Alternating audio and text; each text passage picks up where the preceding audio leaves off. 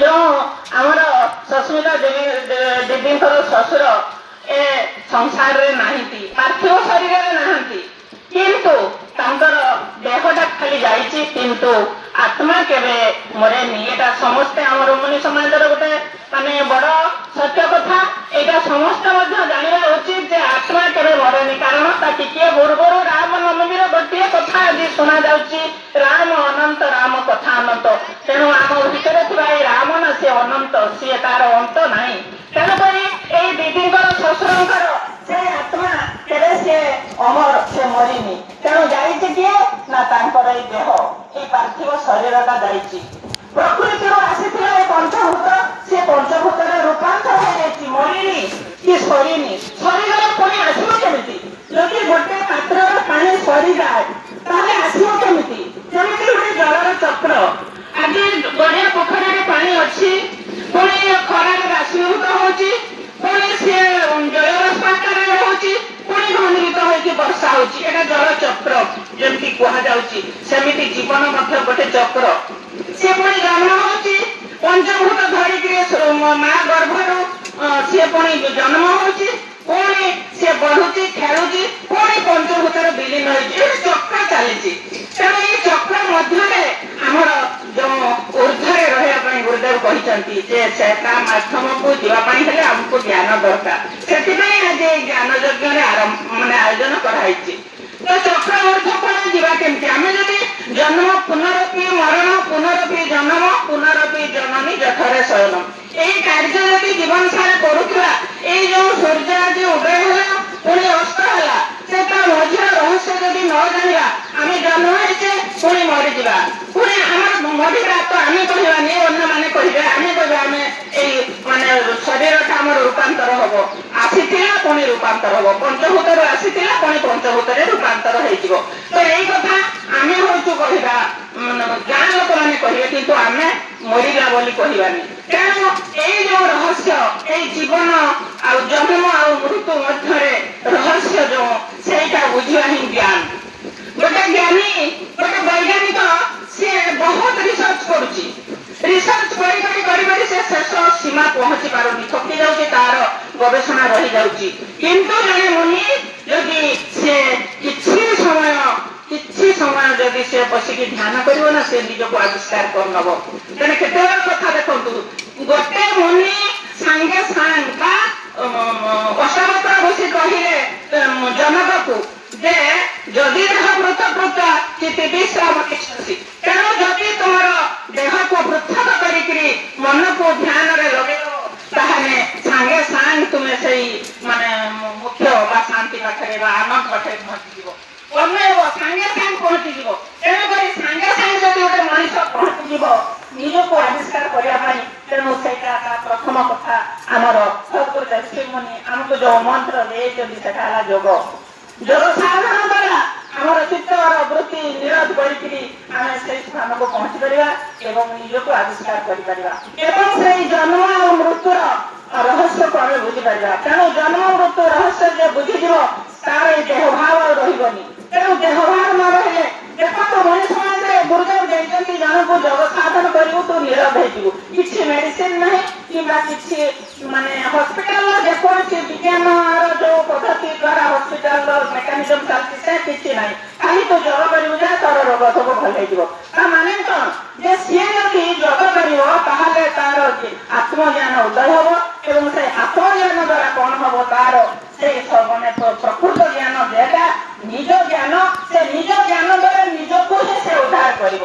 ତେଣୁ କଣ୍ଟା ଦ୍ୱାରା ଯେମିତି କଣ୍ଟାକୁ ଖୋଳାଯାଏ, ନିଜ ଦ୍ୱାରା ନିଜକୁ ଉଦ୍ଧାର କରିବି। ମତେ କିଏ କହିଲେ ବି ମୁଁ କିଛି ସେଗୁଡ଼ା ମୋର ଫରକ ପଡ଼ିବନି। ମତେ ଯିଏ ଯାହା କହିଲେ ବି ମୁଁ ଯଦି ନିଜେ ନ ବୁଝିବି ତାହେଲେ ମୁଁ ସେଥିରୁ ମୁକ୍ତି ପାଇପାରିବିନି।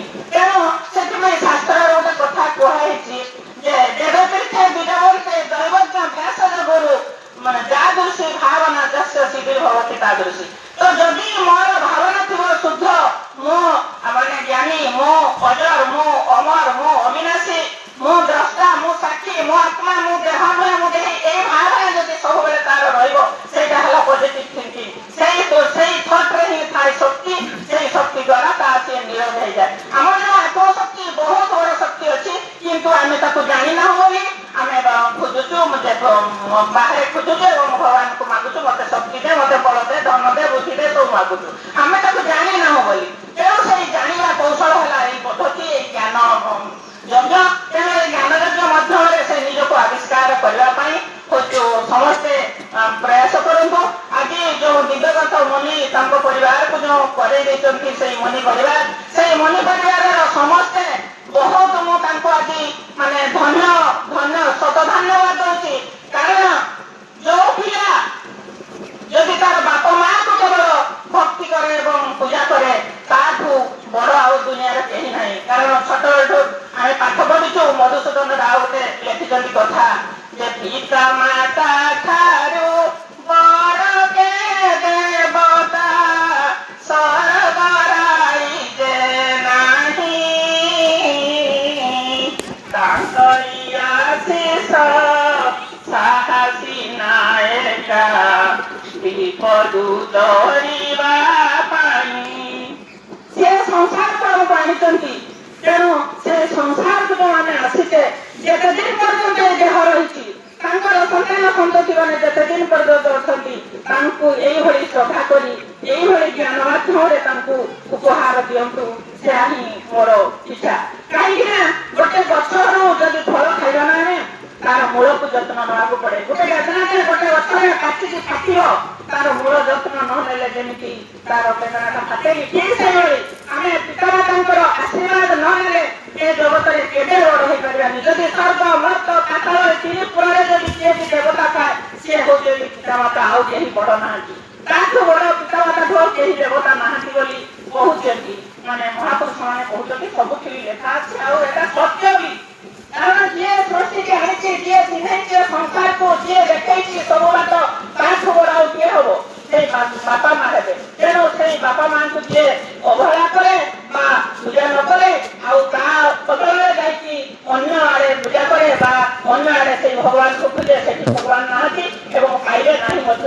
କେବଳ ଭଗବାନଙ୍କୁ ଖୋଜି ଖୋଜି ଥକି ଯାଇକି ଦୁଃଖ ଯନ୍ତ୍ରଣା ବିଭିନ୍ନ ପ୍ରକାର ଦରିଦ୍ର ଏଇଥିରେ ପଡନ୍ତି। କିନ୍ତୁ ଯୋଉମାନେ ଦେଖନ୍ତୁ ପିତାମାତାଙ୍କୁ, ମୁଁ ତ ନିଜେ ଅନୁଭବ କରିଛି, ଯଦି ପିତାମାତାଙ୍କର ଆଶୀର୍ବାଦ ଆପଣମାନଙ୍କ ପାଖରେ ଥିବ ନା, ତାହେଲେ କେହି ବି ଆସିକିରି ଆପଣଙ୍କୁ ସେଇ ଛତ୍ର ଛାୟା ତଳୁ ମାନେ ନେଇକିରି ଦୁଃଖ ଦେଇପାରିବନି। ତାଙ୍କର ଏତେ ବଡ ଆଶୀର୍ବାଦ, ଏତେ ବଡ ମାନେ ଆଶୀର୍ବାଦ ଯୋଉ ତାଙ୍କ ପାଖରେ ରହିଥାଏ ବା ଏତେ ବଡ କବଚ ଯୋଉ ତାଙ୍କୁ ଦିଆଯାଇଥାଏ, ପିତାମାତା ମାନେ ଦେଇଥାନ୍ତି, ତାଠୁ ବଡ ଜିନିଷ ଆଉ କେହି ନାହିଁ। ତେଣୁ ସମସ୍ତେ ପିତାମାତା ମାନଙ୍କୁ ଯେପରି ଏ ଦୁନିଆରେ ମୁଁ ତ ଦେଖୁଛି ବହୁତ ଲୋକ ଅଛନ୍ତି, ତାଙ୍କର ଅନ୍ୟ ଆଡେ ଯାଇକିରି ସେ ବହୁତ ପ୍ରକାର ମଧ କାମ କରୁଛନ୍ତି, କିନ୍ତୁ ନିଜର ପିତାମାତାଙ୍କୁ ଟିକେ ମାନେ ଯଦି ତାଙ୍କର ଗୋଟେ ଦୁଃଖା ଟିକେ ବି ଅଭ୍ୟାସ ଥାଏ, ତାକୁ ବି ଦେବା ପାଇଁ କୁଣ୍ଠାବୋଧ।